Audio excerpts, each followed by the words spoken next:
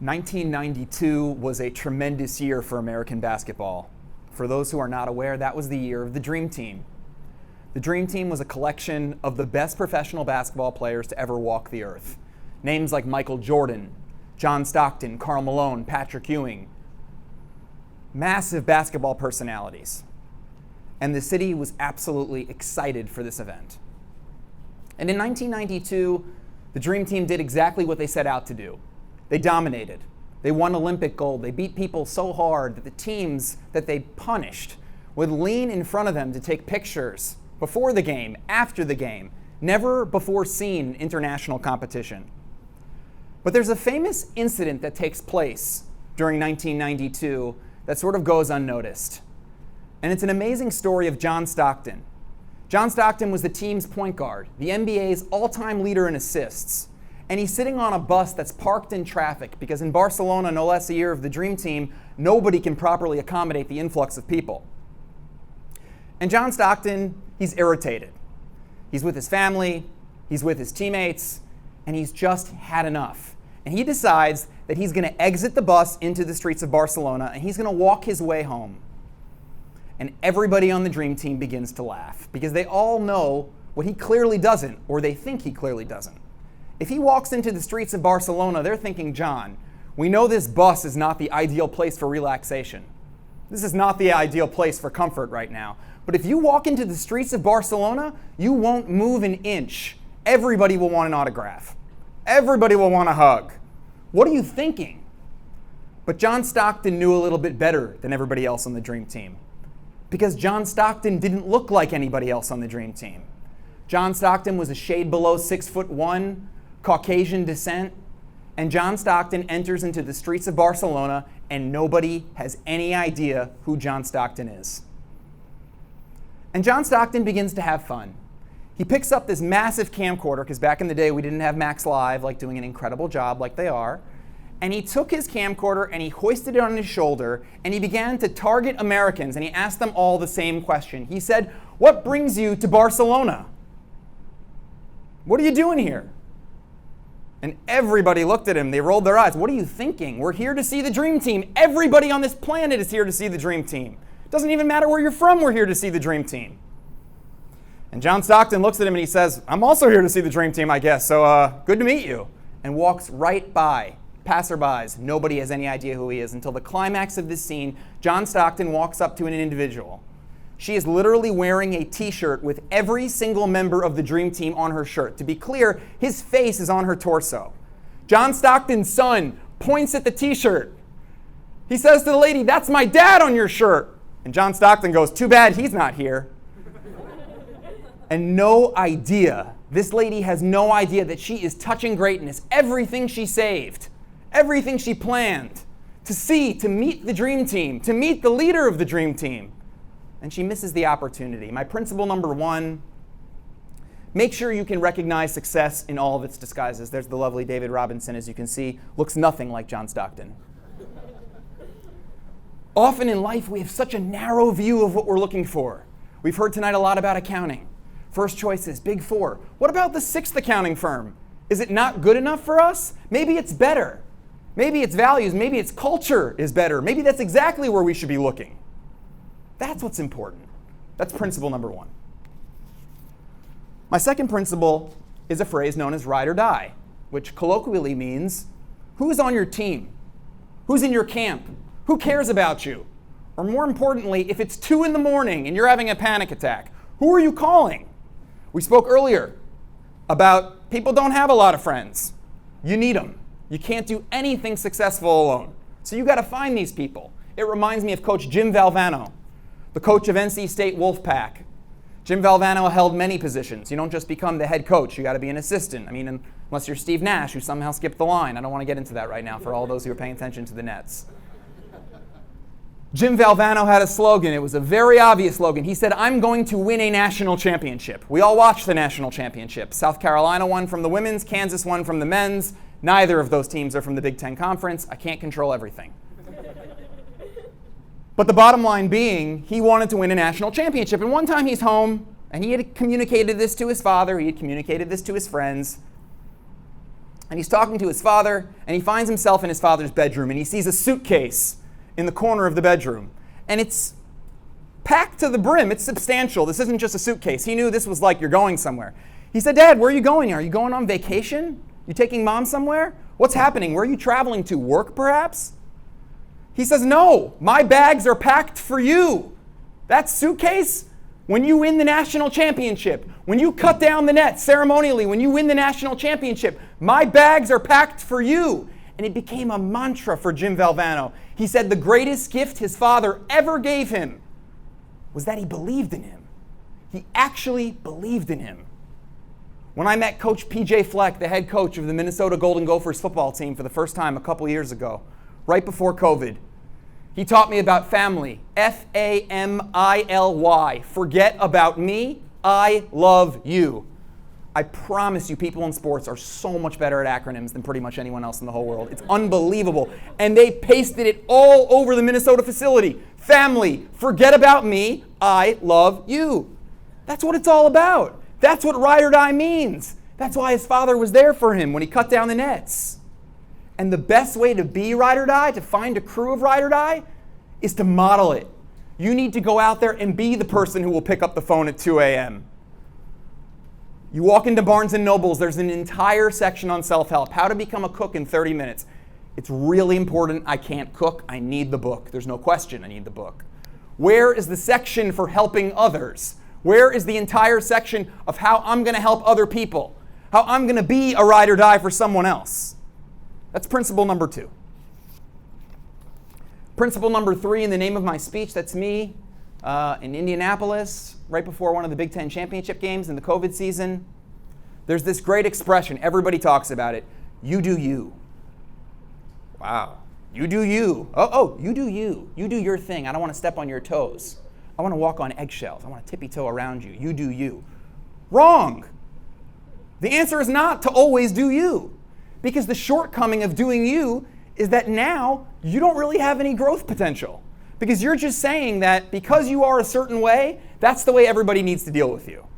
I think about myself. I was born a sensitive soul, my mother's son.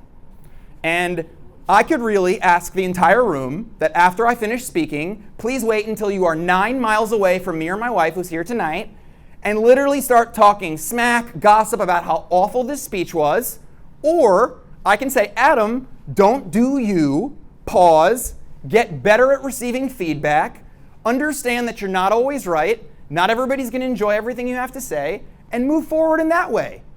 So many moments, so many pivotal moments in our life are about not doing you. Look no further than Queen Esther. Umi yodea im lies kazos higat lamalchus. You think Esther wanted to go be with Achashverosh? You think that was her first choice? She could have easily said, whoa, I'm going to do me. That's my job. I'll do me. But no, she transcended herself. She decided to not just do her. She stepped out and she saved the Jewish people. Go right back to Pesach. Moshe was timid. Some say Moshe had a lisp. You think Moshe wanted to go to Paro and say, let my people go? I don't think so. In fact, I think it specifically says he didn't. He had reservations to do so. It wasn't within his personality to do so. But he transcended that piece of himself. He could have said, I'm going to do me. I'm not the right person for this job. Find somebody else. But he didn't. He moved forward.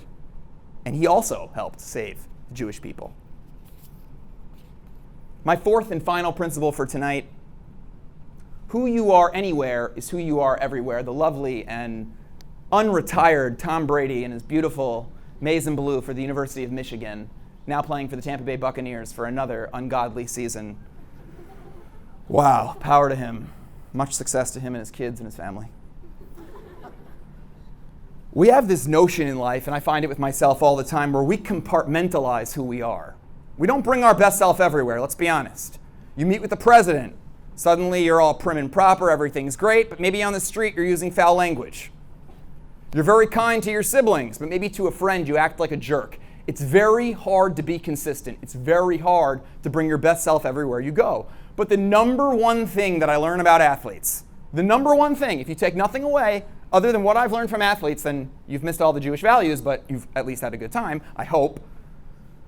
They are so unbelievably consistent at what they are doing all the time. The Patriot way was do your job. That's it. Do your job. Tom Brady did his job. He did the same exercises, the same pieces of latitude with his arms so that it's still functioning for years and years and years. And he kept doing it. When I met Ed Reed, the Hall of Famer, pride for me from Baltimore, Baltimore Ravens safety. I love that. Thank you, whoever that was.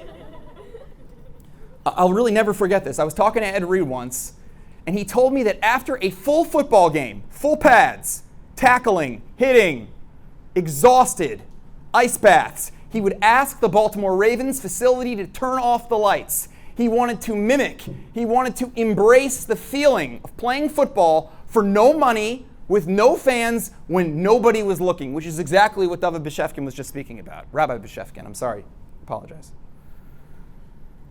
What is that culture that you're promoting when no one's around? That's exactly what Ed Reed was doing.